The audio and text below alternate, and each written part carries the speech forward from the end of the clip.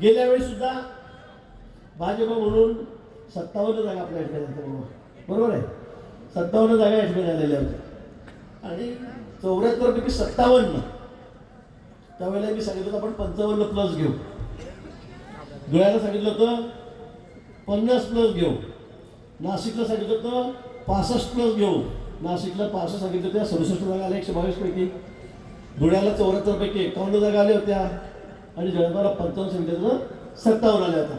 आणि मी आकडा किती फिट काढतो राजकारणातला, म्हणजे माझा याच्यामध्ये हातखंड आहे. येऊ नका